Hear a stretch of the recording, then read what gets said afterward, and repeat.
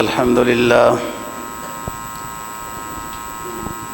للہ وکفا والصلاة والسلام علی سید الرسل وخاتم الانبیاء وعلى آلہ واصحابہ الذین اوفوا عہدا الذین هم خلاصة العرب العرباء وخیر الخلائق بعد الانبیاء اما بعد فاعوذ باللہ من الشیطان الرجیم بسم اللہ الرحمن الرحیم ان الذین آمنوا وعملوا الصالحات كانت لهم جنات الفردوس نزلا خالدین فیہا لا یبغون عنہا حولا قال النبی صلی اللہ علیہ وسلم اذا سألتم اللہ الجنہ فاسألوا اللہ تعالی الجنة الفردوس فإنها وسط الجنة وأعلاها وفوقها عرش الرحمن ومنها تفجير أنهار الجنة صدق الله العظيم وصدق رسوله النبي الأمي الكريم ونحن على ذلك لمن الشاهدين والشاكرين والحمد لله رب العالمين۔ 16واں پارہ سورہ کہف کی آخری آیت کریمہ تقریباً تلاوت کی ہے، اور جناب نبی پاک صلی اللہ علیہ وسلم کا ایک فرمان تلاوت کیا ہے جس کو امام ترمذی نے روایت کیا ہے۔ آیت کریمہ کا مفہوم یہ ہے ان الذین آمنوا وعملوا الصالحات، جن لوگوں نے ایمان لایا اور اچھے اعمال بجا لاتے رہے، کانت لہم جنات الفردوس نزلا، ان کے لیے جنت الفردوس مہمانی کے طور پر تیار ہے، خالدین فیہا لا یبغون عنہا حولا، ہمیشہ جن کو جنت میں داخل کیا جائے گا وہ جنت میں رہیں گے، ان کو باہر نکلنے کا دل نہیں چاہے گا، یعنی جنت میں وہ اکتائیں گے نہیں۔ جناب نبی پاک صلی اللہ علیہ وسلم کے فرمان کا مفہوم یہ ہے، آپ نے فرمایا کہ جب تم اللہ سے جنت کا سوال کرو تو جنت الفردوس کا سوال کیا کرو، اس لیے کہ یہ سب سے بڑی جنت ہے، اور اس کے اوپر اللہ تعالیٰ کا عرش ہے، اور اسی جنت سے منہا تفجیر انہار الجنہ، پوری جنتیں جتنی ہیں ان کی نہریں جنت الفردوس سے نکل رہی ہیں۔ تو اللہ سے سوال اللہ کی شان کے مطابق کرو، اپنی حیثیت کے مطابق تو ہم تو کسی سوال کے قابل نہیں ہیں کہ کر سکیں۔ تو فرمایا ان الذین آمنوا وعملوا الصالحات کانت لہم جنات الفردوس نزلا، جنہوں نے ایمان لایا اور اعمال صالحہ بجا لاتے رہے۔ گویا نجات اولی کے لیے مطلق ایمان کافی نہیں ہے۔ مطلق ایمان یہ ہوتا ہے لا الہ الا اللہ محمد رسول اللہ، اشہد ان لا الہ الا اللہ وحدہ لا شریک لہ واشہد ان محمدا عبدہ ورسولہ، یہ اس کو کہتے ہیں مطلق ایمان۔ ایمان میں داخل ہو گیا بندہ، لیکن نجات کے لیے مطلق ایمان کافی نہیں ہے۔ نجات اولی کے لیے اس کے واسطے ضروری ہے ان الذین آمنوا وعملوا الصالحات، ایمان کے بعد اعمال صالحہ کا زیور ایمان کو پہنائے، لباس ایمان کو اعمال صالحہ کا پہنائے، اور جو مناسب ہے وہ ہو جو اس کے اوپر داغ دھبا ہو اس کو دور کرنا ہے۔ یعنی کہ اعمال صالحہ کا مطلب یہ ہوتا ہے کہ اچھے اعمال کو بجا لاؤ، یہ بھی عمل صالح ہے، اور برے اعمال سے بچنا یہ بھی عمل صالح ہے۔ تو اچھا لباس پہناؤ ایمان کو جو صاف ستھرا ہو، وَلِبَاسُ التَّقْوَىٰ ذَلِكَ خَيْرٌ ذَلِكَ مِنْ آیاتِ اللہ لَعَلَّهُمْ يَذَّكَّرُونَ۔ تقوی کا لباس انسان اپنے آپ کو پہنائے نا جی، وہ لباس تقوی والا اس کو نجات اولی عطا کرے گا۔ فرمایا ان الذین آمنوا وعملوا الصالحات کانت لہم جنات الفردوس نزلا۔ جنت کا معنی بھی باغ ہے، گھر ہے، اور الفردوس کا معنی بھی یہی ہے، سرسبز و شادابی۔ تو اللہ تعالیٰ سے جنت الفردوس مانگو۔ کیوں؟ ایک تو سائڈوں میں ساری جنتیں ہیں، یہ درمیان میں ہے، اور سب سے اعلیٰ جنت ہے، اور اس کے اوپر اللہ کا عرش ہے۔ مزید یہ کہ اس سے تمام جنت کی جو بھی نہریں ہیں، پانی کی بھی نہر ہے، دودھ کی بھی نہر ہے، شہد کی بھی نہر ہے، مختلف نہریں ہیں جو جاری ہو رہی ہیں، وہ جنت الفردوس ان کا مرکز ہے، اس سے جاری ہو رہی ہے۔ اسی جنت الفردوس میں جو قرآن مجید نے غالباً 13ویں پارے میں فرمایا نا، طوبیٰ لہم حسن مآب۔ طوبیٰ ایک درخت ہے جو جنت الفردوس میں ہوگا، اور اسی سے ہی پھر ساری چیزیں آگے جنت میں تقسیم ہو رہی ہیں کہ اس کے پتوں سے وغیرہ، اس کی جڑوں سے مختلف چیزیں ہیں۔ لباس کا بھی تعلق اسی درخت سے ہے، خوراک کا تعلق بھی اسی درخت سے ہے، اور حوروں کا نکلنا بھی اسی درخت سے ہے۔ تو کانت لہم جنات الفردوس نزلا، جنت الفردوس مہمانی کے طور پر ایسے لوگوں کے لیے تیار ہوگی۔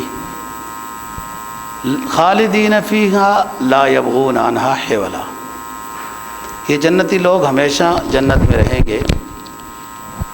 لا یبغون عنہا حولا، اس سے نکلنے کا دل نہیں چاہے گا، یعنی ایک جگہ رہنے میں دل اکتائے گا نہیں، اصل ترجمہ یہ ہے۔ کیونکہ بندہ یہ سمجھے کہ ایک ہی جگہ رہ کر تو دل بھر جاتا ہے۔ دنیا میں اگر کوئی بندہ ایک ہی مکان میں رہتا ہو، ایک ہی جگہ رہتا ہو، تو دل چاہتا ہے ادھر ادھر پھرنے ٹرنے کا، جانے کا۔ تو ایک جگہ رہ کر دل اکتا جاتا ہے، بھر جاتا ہے۔ ایسا نہیں ہوگا۔ کیوں؟ دنیا کا مکان تو جناب 3 مرلے تو 5 مرلے لوگ بناتے تھے نا، اب پتہ نہیں اس سے نیچے والا مرلہ کون سا ہے جو اس مہنگائی میں مکان لوگ کیسے بنائیں گے؟ 5 مرلے کا، 10 مرلے کا، چلو کنال کا ہو گیا، 5 کنال کا فارم ہاؤس ہو گیا، 10 کا ہو گیا، 50 کنال کا ہو گیا، 100 کنال کا ہو گیا۔ کتنا بڑا فارم ہاؤس دنیا میں ہو سکتا ہے؟ دل اکتا سکتا ہے۔ قرآن مجید نے ادنا جنت کا ذکر کیا ہے، سارعوا الی مغفرۃ من ربکم وجنۃ عرضها السماوات والارض اعدت للمتقین۔ اللہ سے مغفرت کا سوال کرو، جنت مانگو۔ ادنا جنت اتنی ہوگی کہ اس کا طول و عرض زمین و آسمان سے زیادہ ہوگا۔ جب طول و عرض زمین و آسمان سے زیادہ ہوگا تو کبھی اس کا دل چاہے گا صحرا میں جاؤں، تو اس کی جنت میں صحرا موجود ہوگا، اس کو دبئی سے سفر کر کے رحیم یار خان نہیں آنا پڑے گا تلور کا شکار کرنے کے لیے۔ اس کا دل چاہتا ہے نہروں میں جاؤں، تو اس جنت میں نہریں بھی ہیں، باغات بھی ہیں، محلات بھی ہیں، پرند چرند بھی ہیں، سب کچھ ہے۔ ادنا جنتی کی جنت عرض السماوات والارض، زمین و آسمان کے طول عرض جتنی ہے۔ اعدت للمتقین، جو تقوی والے لوگ ہیں نا ان کے لیے ہے۔ تقوی ولایت کا پہلا درجہ ہے کہ نیکیوں کو بجا لانا، گناہوں سے بتکلف بچنا۔ یعنی گناہ سے بچنے کا دل نہیں چاہ رہا، دل تو نہیں کہنا چاہیے، نفس نہیں چاہ رہا، لیکن دل مقابلہ کرتا ہے. دل بہت جلدی گمراہ نہیں ہوتا، نفس پہلے سے ہی گمراہ ہے، ان کا مقابلہ رہتا ہے. تو گناہ نفس چاہتا ہے، دل اس کا مقابلہ کرتا ہے، روحانیت مقابلہ کرتی ہے اور وہ گناہوں سے بچ جاتا ہے، مقابلے میں جیت جاتا ہے. اس کو متقی کہتے ہیں. اس سے اونچے اونچے پھر اور درجے ہیں ولایت کے. یہ پہلا درجہ ہے جو لازمی ہے، ہر کسی کے لیے ضروری ہے. فرمایا روزے رکھو، کیوں؟ لعلکم تتقون، تاکہ متقی بن جاؤ. یہاں بھی یہی کہ مغفرت کا سوال کرو، جنت کا سوال کرو، یہ متقی لوگوں کے لیے ہے. آپ نے قرآن مجید کی ایک آیت پڑھی ہوگی، ان اللہ یحب التوابین یحب المتقین. تواب کیا ہوتا ہے؟ توبہ، گناہ سے توبہ، یہ تو آسان ترجمہ ہے اس کا. تواب باب مفعلہ ہے، یعنی بہت زیادہ توبہ کرنے والا. ان سے اللہ پیار کرتا ہے. امام غزالی نے اس کا ترجمہ کیا ہے، تواب وہ ہوتے ہیں جو اپنی توبہ پر بھی توبہ کرتے ہیں. کہ ہماری توبہ بھی ایسی نہیں ہے کہ وہ اللہ کی رحمت کو کھینچ لے، اس میں بھی کوئی بے ادبی رہ گئی ہوگی، کوئی کچھ ہو گیا ہوگا. تو توبہ پر بھی توبہ کرتے ہیں، اللہ ان کو پسند کرتا ہے، دوستی ان سے لگاتا ہے. یہ دوسرا درجہ ہے ولایت کا. بہرحال کبھی ولایت کے درجے بتائیں گے اس نیت سے کہ اللہ ہمیں بھی کسی شعبے میں داخل ہونے کی توفیق عطا فرمائے، ہمت دے. تو بات کر رہا ہوں کہ کانت لہم جنات الفردوس لا یبغون عنہا حولا. جنتی کا جنت میں دل اکتائے گا نہیں، دل نہیں بھرے گا، اس لیے کہ کوئی چھوٹا سا مکان یا چھوٹا سا کمرہ تو نہیں ہے. اور پھر وَلَكُمْ فِيهَا مَا تَشْتَهِي أَنفُسُكُمْ وَلَكُمْ فِيهَا مَا تَدَّعُونَ. اس کو یہ کن فیکون کے اختیار حاصل ہوں گے، جو اس کا دل چاہے گا وہ حاضر ہو جائے گا. حدیث میں آتا ہے کہ وہ پرندہ اڑ کے جا رہا ہوگا، یہ کہے گا کاش اس کو پکڑتے اور بھونتے تو وہ تھوڑی ہی دیر میں ٹرے میں وہ بھونا ہوا پرندہ اس کے سامنے حاضر ہو جائے گا. تو ایسا نہیں کہ لا یبغون خالدین فیہا، لا یبغون عنہا حولا، ہمیشہ اس میں رہیں گے اور دل نہیں اکتائے گا. ایک دوسرے کی ملاقات کے لیے تو جائیں گے، وہ تو ملاقات کر سکتے ہیں، لیکن جو اس کو جنت ملی ہے اس میں وہ اس کا دل نہیں بھرے گا. اور آپ صلی اللہ علیہ وسلم کا بھی یہی فرمان ہے کہ اللہ سے جب مانگنا ہے تو مانگو جنت الفردوس. ولایت کا ایک بہت اونچا درجہ ہے کہ ہم اللہ کی جنت اس لیے مانگ رہے ہیں کہ اللہ نے حکم دیا ہے. اللہ سے جنت کا سوال اس لیے ہے کہ اللہ نے خود حکم دیا، اس کے نبی نے حکم دیا ہے کہ اللہ سے جنت مانگو. ورنہ ہم اللہ سے جنت نہ مانگتے، اللہ سے اللہ ہی مانگتے، اللہ سے اللہ کا دیدار مانگتے. وہ بھی مانگ رہے ہیں. یہ بہت اونچا درجہ ہے، نچلا درجہ بھی حاصل ہو تو بھی اونچی بات ہے یہ بھی. اور اسی بات کو قرآن مجید نے فرمایا نا، والعصر ان الانسان لفی خسر الا الذین آمنوا وعملوا الصالحات وتواصوا بالحق وتواصوا بالصبر. قسم زمانے کی، سارے انسان خسارے میں ہیں. خسارے سے بچنے کا جو گر ہے وہ یہ کہ 4 کام اگر ایمان والا انسان جب کرتا ہے، ایمان لے آتا ہے، عمل صالح بجا لاتا ہے، وتواصوا بالحق، سچی بات دوسروں کو بھی بتاتا ہے، تلقین کرتا ہے، پہلے اپنے کو آتی ہو، اور پھر اس پر صبر بھی ہے. صبر کی مختلف چیزیں ہیں. گناہوں سے بچنے پر بھی صبر ہے، مصیبت آ جائے تو بھی صبر ہے، غربت آ جائے، فقر و فاقہ آ جائے تو بھی صبر ہے. فقر مانگنا نہیں ہے، آ جائے تو صبر ہے. مصیبت پر صبر ہے، اللہ سے شفا ہے. گناہوں سے بچنے پر صبر ہے، ظاہر ہے کہ نفس پوری آب و تاب کے ساتھ گناہ کے اوپر آمادہ ہو چکا ہے، اس کا جب مقابلہ کریں گے تو آرے چلیں گے۔ گناہ سے ایک زمانہ ہوتا ہے گناہ سے بچنے پر تکلیف ہوتی ہے، بچ جاتا ہے، تکلیف ہوتی ہے، اس تکلیف پر صبر کرے، اس کو اجر مل رہا ہے۔ ایک زمانہ آتا ہے کہ گناہ کے تصور پر بھی توبہ شروع ہو جاتی ہے، جبکہ تصور پر، بعض تصور پر مواخذہ نہیں ہے، یاد رکھنا یہ بات، بعض دل کے تصور پر مواخذہ نہیں ہے، بعض ارادوں پر مواخذہ نہیں ہے، لیکن بعض پکے ارادے اگر گناہ کے ہوں نہ کر سکے تو ایک الگ بات ہے، اس پر مواخذہ ہے۔ للہ ما فی السماوات و ما فی الارض ان تبدوا ما فی انفسکم او تخفوہ یحاسبکم بہ اللہ۔ سنو، تم جو ظاہر کرتے ہو بات یا چھپاتے ہو، یحاسبکم بہ اللہ، تم سے اس کا حساب ہوگا، مواخذہ ہوگا۔ تو بندہ یہ سوچتا رہے کہ دل میں گندے سوچ لاتا رہوں، پروگرام بناتا رہوں تو گناہ نہیں ہے، اور ارادے پر نیکی ہے اور ہے دھوکہ، ارادہ شرادہ نیکی کا کوئی نہیں ہے، ویسے ہی دوسروں کو خوش کر رہا ہے، میرا بھی ارادہ ہے یہ کام کرنے کا، یہ دھوکہ دے رہا ہے، کس کو؟ اپنے آپ کو۔ یخادعون اللہ وهو خادعهم، اللہ کو دھوکہ دے رہے ہو، تم اللہ کو نہیں دے سکتے دھوکہ، اپنے آپ کو دے رہے ہو، جھوٹ بول رہا ہے، منافقت کر رہا ہے۔ تو فرمایا کہ جب ارادہ گناہ کا پکا ہو اور نہ کر سکے تو مواخذہ ہے، ارادہ نیکی کا پکا ہو تو اتفاق سے نہیں ہو سکی، آنکھ ہی نہیں کھلی، یا کوئی اور ایسی بات بن گئی تو اس نیکی پر اس کو ثواب ہے۔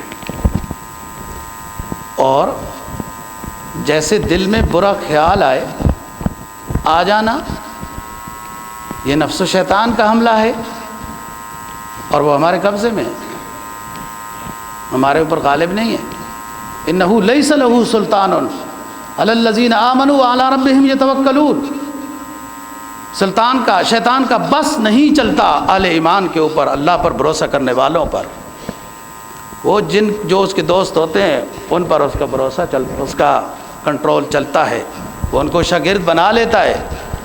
بندہ سمجھے ہو یا نا، نفس ہو گیا، غلطی ہو گئی، نفس ہو گیا اور شیطان اور نفس نے کرا دیا، ٹھیک ہے، شیطان اور نفس نے کرا دیا تو یہ آپ اس سے بری و ذمہ ہو گئے ہیں، آپ سے کوئی نہیں پوچھو گی کہ آپ نے یہ گناہ کیا، تو گناہ تو سارا شیطان اور نفس ہی کراتا ہے، آپ نے مقابلہ کیا کیا ہے؟ ایمان والے کا مقابلہ ہوتا ہے، شیطان کا بس ادھر چلتا ہے جو شیطان کے دوست ہوتے ہیں، جو اس کی شاگردی میں آ چکے ہیں۔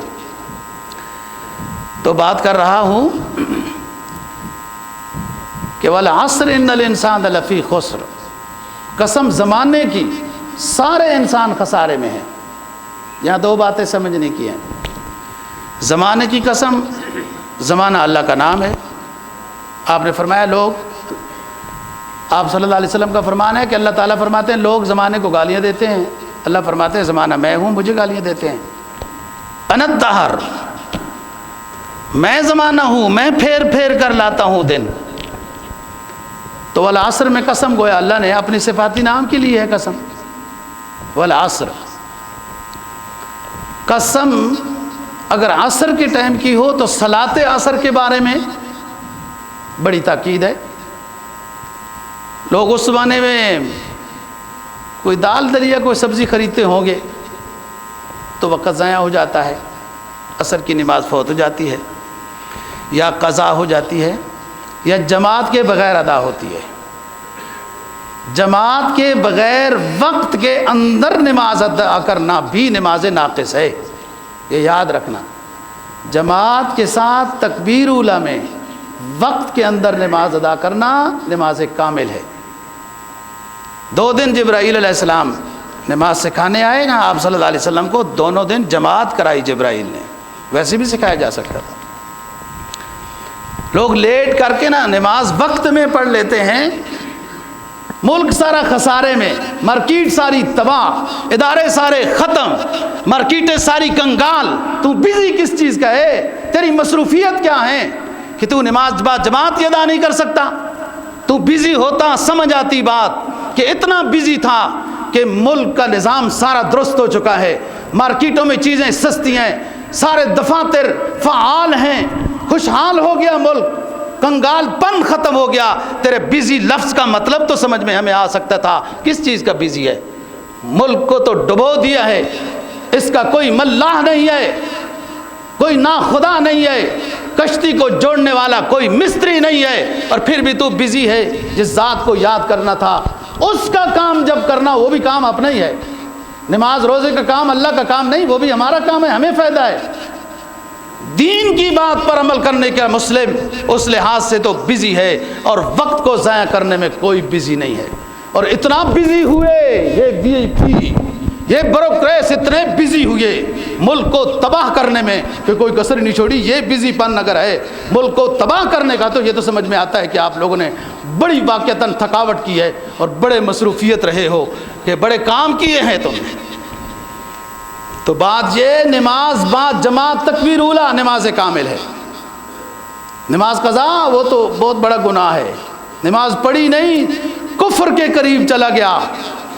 وقت کے اندر نماز پڑھی بغیر جماعت کے تب بھی ناقص ہے، نماز کامل نہیں ہے، ناقص ہے۔ دفتر میں جماعت کرائی جو مسجد نہیں ہے، جائے نماز ہے، فرض ذمہ سے ساقط ہے، نماز کامل نہیں ہے۔ نماز کامل تو جامع مسجد ہے، جائے وہ مسجد کے حکم میں ہو، محلے کی مسجد جس میں 5 وقت نماز ہو، امام مؤذن مقرر ہو، اذان ہوتی ہو۔ دوسری بات ہو گئی کہ عصر کی قسم۔ تیسری بات والعصر، وقت کی قسم ہے، زمانے کی قسم ہے۔ کیوں؟ کہ یہ سارا جو نظام ہے، چلنا پھرنا، اعمال اچھے برے، تجارت لین دین، یہ سارا کس طرح ہو رہا ہے؟ وقت کے اندر ہو رہا ہے، یہ زمانے میں ہو رہا ہے نا۔ اس لیے یہ زمانے کی قسم ہے کہ یہ زمانہ جو تمہارے قبضے میں ہے، جب تک زندگی ہے، جب تک یہ زمانہ تمہارے قبضے میں ہے، اس کو خسارے سے بچا سکتے ہو ان اعمال کی برکت سے۔ الا الذین آمنوا وعملوا الصالحات وتواصوا بالحق وتواصوا بالصبر۔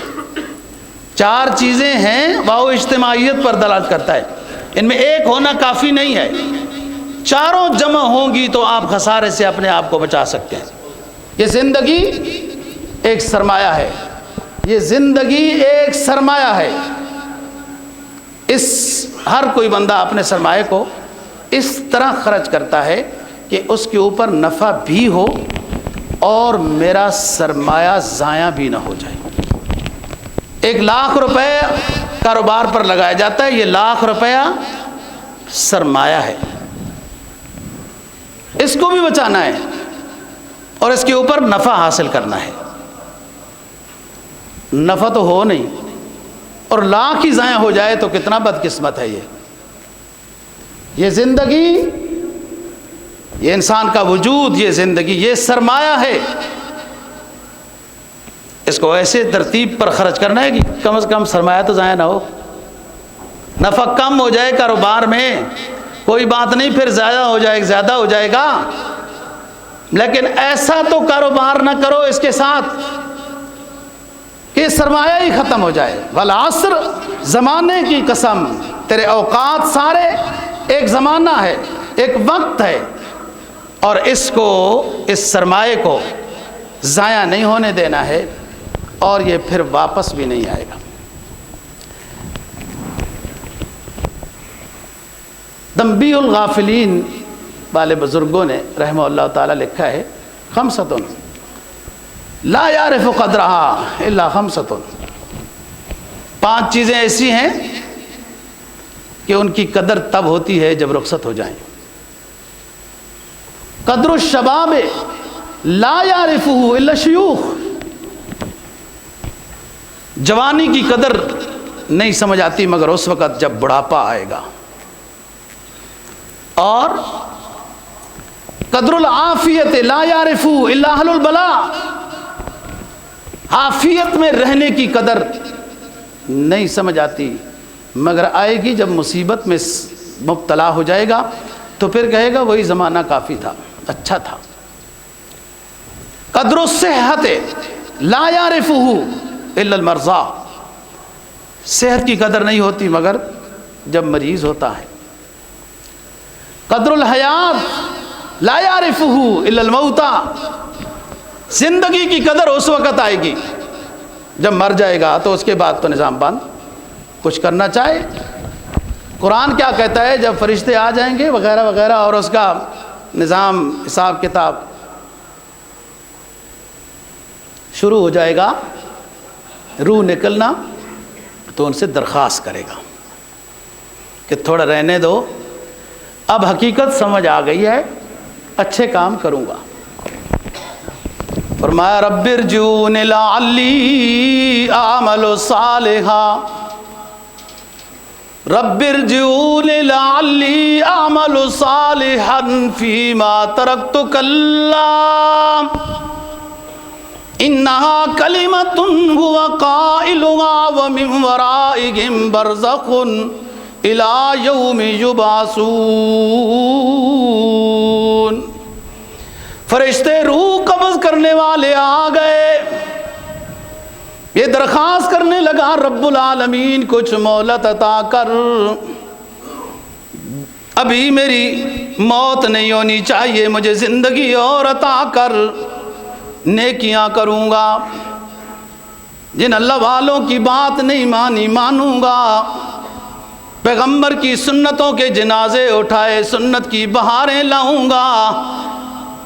کہا جائے گا انہا کلمۃ هو قائلها، یہ تمہاری تمنا کے تمہاری آرزوؤں کے یہ جملے ہیں، آرزویں کرتے رہو، اب تمہارا حیات نہیں ملے گی، یہ اٹل فیصلہ ہے۔ لعلی اعمل صالحا فیما ترکت کلا انہا کلمۃ هو قائلها ومن ورائهم برزخ الی یوم یبعثون۔ یہ عالم برزخ ہے، روح قبض کر کے تیرا ادھر تجھے چھوڑ دیا جائے گا اور میدان حشر میں قیامت کے دن اٹھایا جائے گا۔ اس وقت تمنا تو یہ چیزیں آج جو ایمان کی دولت، وقت کی دولت، صحت کی دولت، زندگی کی دولت، یہ بڑی اونچی چیز ہے، اور جس نے اس سرمایہ کو صحیح کام میں لگایا اس کی دنیا بھی بن گئی، آخرت بھی بن گئی۔ بنی نہیں بھائی، وہ صحابہ نا رضی اللہ عنہم، حضرت ابو ہریرہ رضی اللہ عنہ کہتے ہیں کہ بھوک بڑی لگی تھی اور ایک پیالہ دودھ کا سرکار کے پاس ہدیے میں آیا، تو آپ نے مجھے فرمایا اس سارے طلب علموں کو پلا دو نمبر وار، بھوک تو مجھے زیادہ لگی تھی، سرکار نے فرمایا ان کو پلا دو، اور میں نے پلانا شروع کر دیا، پیالہ دودھ کا سب پیتے جا رہے ہیں اور وہ نیچے ہوتا ہی نہیں ہے، دودھ اتنا کا اتنا باقی ہے، اور میں دل میں سوچ رہا ہوں بھوک بڑی لگی ہوئی ہے، سب کو دودھ پلانا ہے۔ یہ صحابہ کی دیانت و امانت ہے کہ جو دل میں سوچ تھی وہ بھی ظاہر کر دی ہے۔ بندہ کہے نا یہ جو تھی سوچ تو نہیں کی تھی، اور پیالہ بچ گیا، اور پھر آپ نے مجھے دیا کہ پیو، اب جتنا پی سکتے ہو، کہا میں نے اتنا پیا، لگتا تھا انگلیوں سے بھی باہر آنے لگا ہے، پیالہ اپنی جگہ پر ہے۔ وہ بھوک کا زمانہ ہے، وہ بھوک کا زمانہ ہے، اور صحابہ نے نبی کو نہیں چھوڑا رضی اللہ عنہ۔ ایک غزوے سے آئے نا جی، زخموں پر پٹی نہیں باندھی ابھی تک، دوسرے غزوے کا اعلان ہو گیا، انہوں نے یہ بھی نہیں کہا کہ حضرت جی کچھ پٹی چھٹی تو باندھنے دو، دوسرے غزوے کے لیے تھوڑا سا ریسٹ تو کرنے دیں، یہ کسی صحابی نے اتنی بات بھی نہیں کی۔ آج لوگوں کی ایمان کی اینک میلی ہے، جن کو صحابہ کا تقدس نظر نہیں آتا۔ تو بات سمجھ آئی؟ اس طرح زمانہ گزارا، غربت کے باوجود، جہاد قتل و قتال کے باوجود، زخموں کے باوجود، شہادتوں کے ڈھیروں کے باوجود، غربت اور فقر و فاقہ کے باوجود اسلام کے دامن کو نہیں چھوڑا۔ پھر قدرت تو اتنی انصاف والی ہے کہ اس نے اس انداز میں نوازا کہ ابو ہریرہ جیسے درویش کو بحرین کا گورنر بنا دیا۔ یہ نظام ہے اسلام کا۔ ذرا سا دکھ درد ہو، مومن اسلام سے دور ہو جاتا ہے، دور نہیں ہوتا، اس کے پاس اسلام ہوتا ہی نہیں ہے، اس کے پاس ایمان ہوتا ہی نہیں ہے۔ ایمان ہو تو دور جانے نہیں دیتا۔ جو ذرا سا ڈگمگایا نا جی، دور ہو گیا اور اپنا ایمان سمجھنا آیا تو اس صحابہ کے ایمان پر نکتے کرنے لگا۔ کسی صاحب دل نے بڑی بات کہہ دی، فرمایا تیرے باغی تیرے شاتم بشر اچھے نہیں لگتے،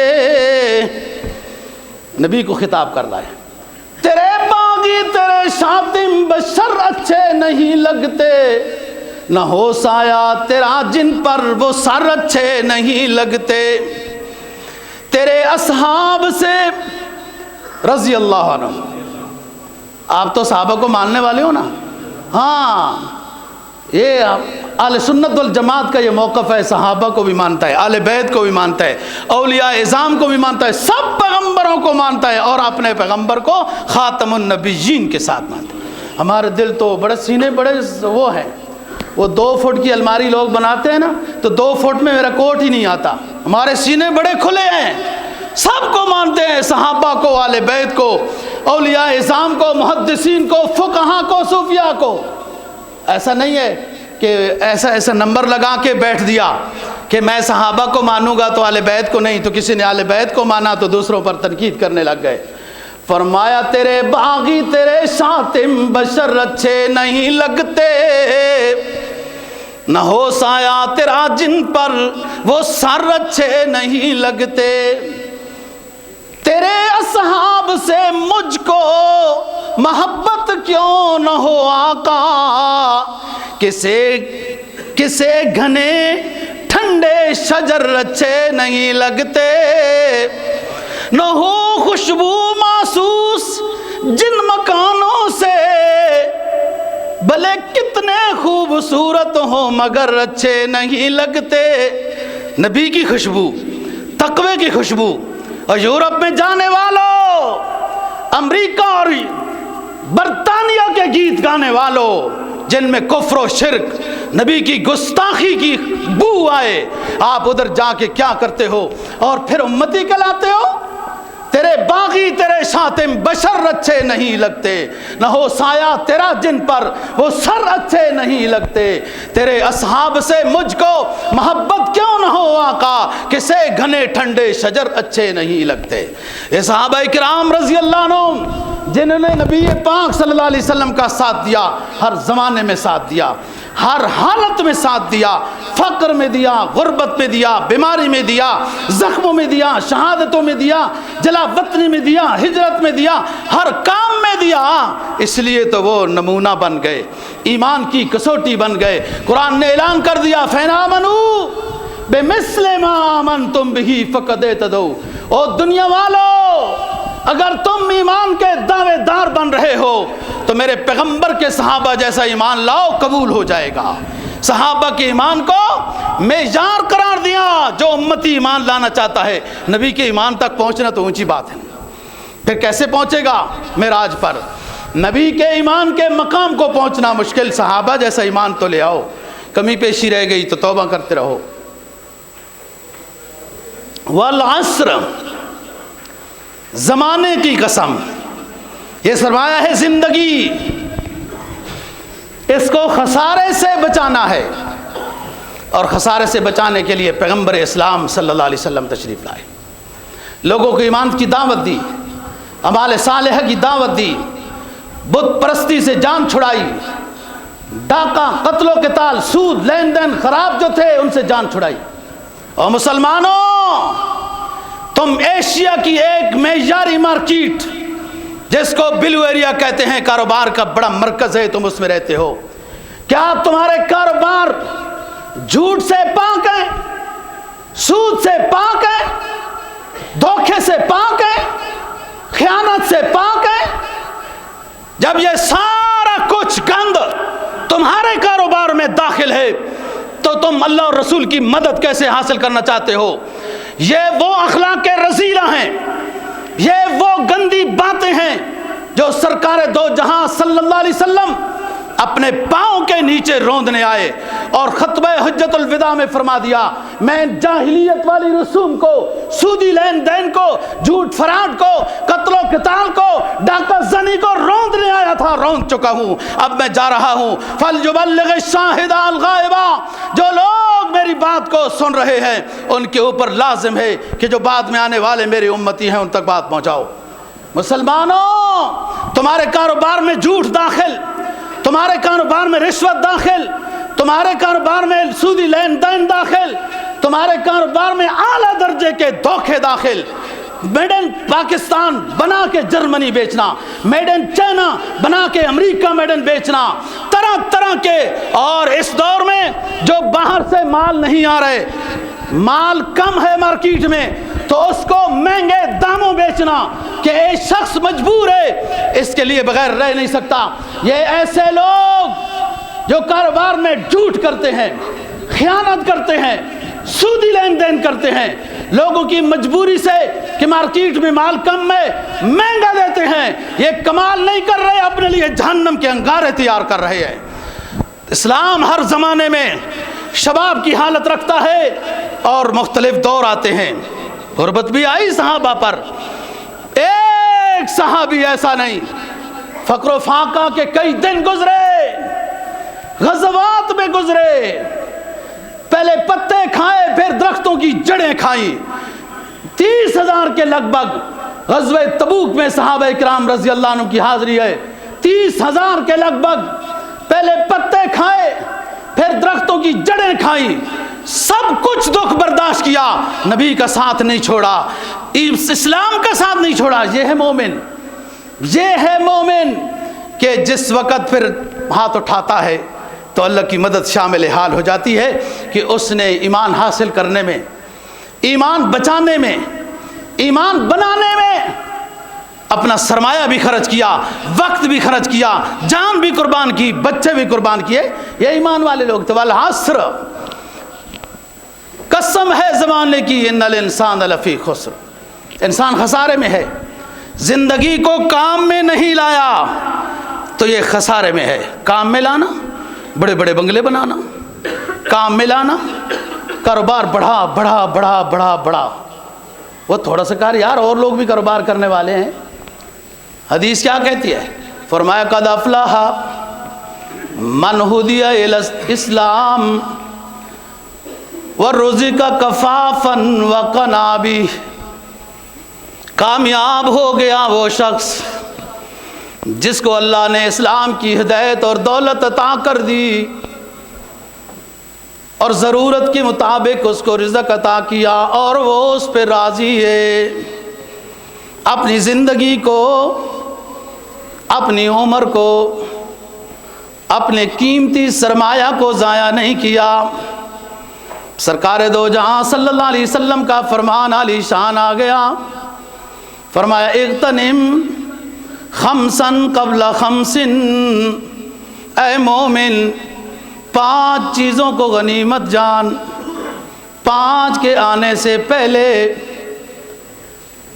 5 چیزوں کو غنیمت جان، ان کے مقابلے میں دوسری 5 آنے والی ہیں۔ شباب کا قبل حرمک، صحت کا قبل سقمک، غنا کا قبل فقرک، غنا کا قبل فقرک، فراغ کا قبل شغلک، حیات کا قبل موتک، رواہ ابو داود۔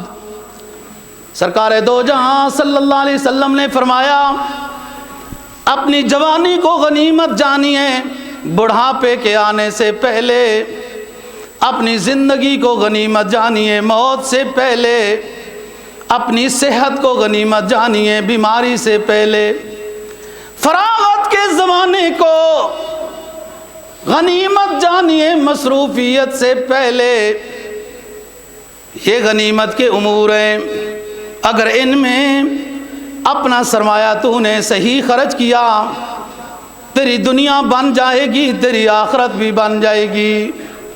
امام غزالی رحمہ اللہ تعالیٰ فرماتے ہیں اعمل لدنیا کا، یہ بھی 5 چیزیں ہیں، فرمایا اعمل لدنیا کا بقدر مقامک فیہا اعمل لآخرتک بقدر بقائک فیہا اعمل للہ بقدر حایتک الیہ اعمل للنار بقدر صبرک علیہ وَإِذَا أَرَدْتَ أَن تَعْصِيَ مَوْلَاكَ فَاطْلُبْ مَكَانًا لَا يَرَاكَ۔ فرمایا اپنی دنیا میں اتنی محنت کیجئے۔ امام غزالی رحمہ اللہ فرماتے ہیں اپنی دنیا بنانے میں اتنی محنت کیجئے جتنا تو نے رہنا ہے، اور اپنی آخرت بنانے میں اتنی محنت کیجئے کہ جتنا اس نے رہنا ہے۔ جو جنت میں گیا ہمیشہ، جو کافر و فاسق جہنم میں گیا ابداً ابد آئے۔ لہٰذا اس مختصر سی زندگی میں جتنا رہنا ہے اتنی محنت کیجئے۔ جس آخرت کی زندگی میں لامتناہی رہنا ہے اس کے لیے اتنی محنت کیجئے۔ اعمل للہ، اللہ کے لیے اتنا بن، اتنا اس کو چاہنے والا بن جتنا تجھے اپنے معبود کی ضرورت ہے۔ اللہ رسول کی ہمیں قدم قدم پہ ضرورت ہے۔ عالم برزخ ہو، عالم میدان حشر ہو، سوال و جواب کا منظر ہو، دنیا کے کاروبار ہو، ہر وقت مومن کو اللہ اور اس کے رسول کی رضا چاہیے۔ اعمل للہ بقدر صبرک الیہ، اللہ کو راضی کرنے والے اتنے کام کر جتنا تو نے اللہ کو ضرورت ہے تیری۔ اعمل للنار، جہنم میں جانا چاہتا ہے تو اتنے گناہ جہنم والے کر۔ بقدر صبرک علیہا، جتنا آگ پر اپنے آپ کو تو روک سکتا ہے۔ ذرا سی آگ لگ جائے انگلی کو، ذرا سا کچھ نقصان ہو جائے برداشت نہیں کر سکتا۔ یہ تو دنیا کی آگ ہے۔ سرکار دو جہاں صلی اللہ علیہ وسلم نے فرمایا اگر جنت کی حور کے ایک دو پٹے کا ایک کونا اگر دنیا میں ظاہر ہو جائے اور وہ واپس چلا جائے، ساری دنیا خوشبو سے معطر ہو جائے گی۔ آخرت کی آگ اتنی ہولناک ہے، اتنی غضبناک ہے کہ ذرا سا انگارہ اگر دنیا میں ظاہر کر دیا جائے سارا کچھ جل جائے گا۔ دنیا میں مصائب میں زندگی گزارنے والا ایمان والا، آخرت میں اس مصیبت زدہ مومن کو جنت کا دروازہ کھول کر دکھایا جائے گا، جنت میں داخل نہیں کیا جائے گا، جنت کا صرف دروازہ کھول کر دکھایا جائے گا، واپس لایا جائے گا، اس سے پوچھا جائے گا او مومن تو نے دنیا کی زندگی کیسے گزاری ہے، جبکہ یہ وہ مومن ہے جس نے پوری زندگی مصائب میں گزاری ہے۔ جنت کو دیکھنے کے بعد یہ مصیبت زدہ شخص سوال کرنے پر یہ جواب دے گا میری پوری زندگی خوشحال تھی، ایک جھلک جنت کی نعمتیں دیکھ کر دنیا کی 70 سالہ زندگی کے مصائب بھول جائے گا۔ ادھر آؤ، جس نے پوری زندگی عللے میں، تللو میں، عیاشی میں، کرپشن میں، سود خوری میں، رشوت میں، ڈاکوں میں گزاری ہو، بڑے بڑے خدام اس کے آگے پیچھے چلتے پھرتے ہوں، اس جہنمی شخص کو حکم ہوگا کہ جہنم کا دروازہ دکھا کر واپس لاؤ۔ یہ وہ شخص ہے جس نے پوری زندگی عیش و عشرت میں گزاری ہے۔ پوچھا جائے گا او بندے تو نے دنیا کیسے گزاری ہے؟ یہ وہ شخص ہے جس نے دنیا میں عیش و عشرت گزاری ہے، دکھ نہیں دیکھا، پریشانی نہیں دیکھی، سارے بڑے بڑے بھی اس کے جاننے والے تھے، کہیں پھنس جاتا تو فون کرتا تو چھوٹ جاتا تھا۔ جہنم کو دکھانے کے بعد اس سے پوچھا جائے کیسے گزاری ہے تو یہ کہے گا دنیا ساری مصیبتوں میں گزاری ہے۔ ایک جھلک جہنم کی دیکھ کر دوستو دنیا کی ساری راحتیں بھول جائے گا۔ اعمل لدنیا کا بے قدر مقام کی فیا، اعمل لآخرت کا بے قدر بقائے کا فیا، اعمل للہ بے قدر حاجت کے لیے، اعمل للنار بے قدر صبر کا علیہ، وَإِذَا أَرَدْتَ أَن تَعْصِيَ مَوْلَاكَ۔ او بندے اگر تو لازمی طور پر ہی گناہ کرنا چاہتا ہے، وَإِذَا أَرَدْتَ أَن تَعْصِيَ مَوْلَاكَ فَاطْلُبْ مَكَانًا، اپنے گناہ کرنے کے لیے ایسی جگہ ڈھونڈ کہ تیرا رب وہاں تجھے دیکھ نہ رہا ہو۔ تو بات یہ ہے دوستو، یہ دنیا، یہ زندگی، یہ سرمایہ ہے۔ خسارے میں گیا وہ جس نے ایمان نہیں لایا، عمل صالح نہیں کیے۔ دوسرے کو تلقین کرنی اور پھر صبر بھی کرنا۔ صبر زندگی کا وظیفہ ہے، صبر زندگی کا وظیفہ ہے۔ آخر میں نتیجہ تقریر کا نکالتا ہوں۔ فرمایا کھول کر آنکھیں میرے آئینہ گفتار میں، کھول کر آنکھیں میرے آئینہ گفتار میں، آنے والے وقت کی دھندلی سی ایک تصویر دیکھ۔ جب اللہ رسول راضی نہیں ہوگا، آنے والے وقت کی تیرے ملک کی دھندلی تصویر ہوگی۔ اگر اللہ رسول راضی ہوگا نظام بدلے گا، وہ چاہے تو بنجر زمینوں سے پھول اگا دے، وہ چاہے تو بڑے بڑے نہروں کے نظام جہاں جاری ہیں وہاں خار پیدا کر دے۔ اللہ میرا کہا آپ کا سننا قبول و منظور فرمائے، دین کی سمجھ اور عمل کی توفیق نصیب فرمائے۔ وآخر دعوانا ان الحمدللہ۔